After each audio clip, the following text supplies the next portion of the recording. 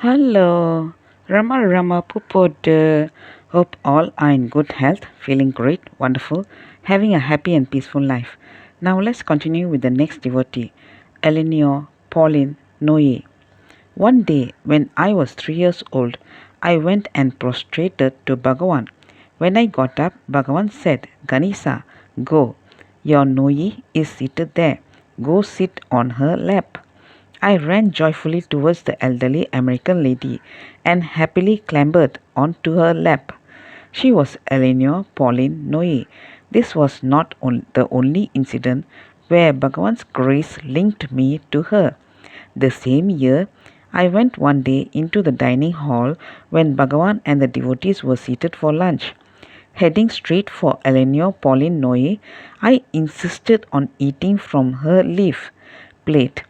The cooks and several of the seated devotees were horrified, steeped as they were in orthodoxy. For them, even the thought of a Brahmin child sharing food from the plate of a Westerner was abhorrent. They came running to save me from the unthinkable act of pollution. Adamant on having my way, I started throwing a tantrum and creating a scene. Bhagavan's attention was drawn to the whole drama. With a single look, he took in what was taking place.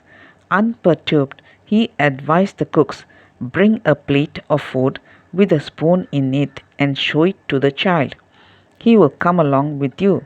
His insistence is not to eat from her plate. Since Ganesan has never seen anybody eat with a spoon, he too wants to eat with one. The cooks did as Bhagavan suggested, and I followed them like a happy puppy.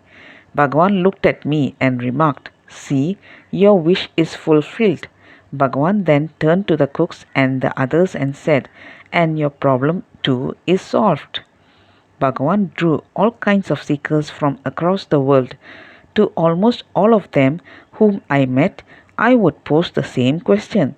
What made you come to Arunachala and to Bhagavan? They would generally reply, Somebody gave me an article about Bhagavan and Arunachala. That's how I came here. I would persist. You must have read of many places. Do you go to all the places that you read about? On reflection, and sometimes I confess with a little prodding from me, it would dawn on them that it was not that printed word, but a higher power, call it Bhagavan or whatever else, that drew them to Arunachala.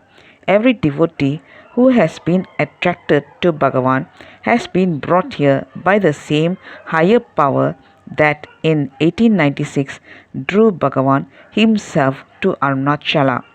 In 1939, Mrs. Noye was living in California with her twin sister when she went through a major crisis. It caused such mental anguish that she couldn't even sleep.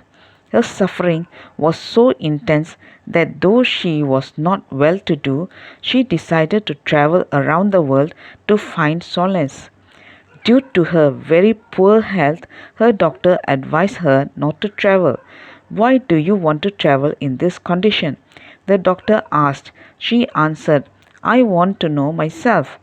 Quite prophetic, considering that the cardinal teaching of the master she was to meet was find out who you are. Though her planned destination was Calcutta, when her ship reached Chennai, she disembarked for no known reason. She took a room in a hotel but did not feel like staying there because of the heat.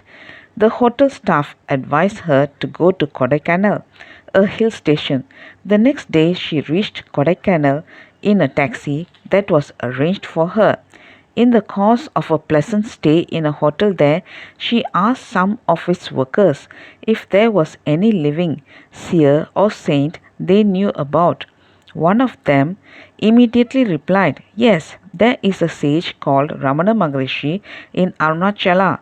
He is the greatest seer in India. The surprising thing was that the answer came from an ordinary worker in the hotel, not from a seeker or a scholar. In 1939, the Maharishi was not that well known, yet he was described as the greatest seer in India. Mrs. Noe left at once for Arunachala. When she arrived at the ashram, Niranjananda Swami, the Sarva Adhikari, welcomed her and took her directly to Bhagavan. This is what she wrote. I felt the atmosphere was filled with Bhagavan's purity and blessedness. One feels the breath of the divine in the sage's presence. When he smiled, it felt as though the gates of the divine were thrown open. I have never seen eyes more alight with divine illumination. He greeted me very tenderly and made some enquiries about me, which put me at ease, and his look of love and compassion made a benediction that went straight to my heart. He knew how much I needed him. I was immediately drawn to him. Let's continue in the next chapter. Thank you. Bye bye. Rama Rama Pupodu.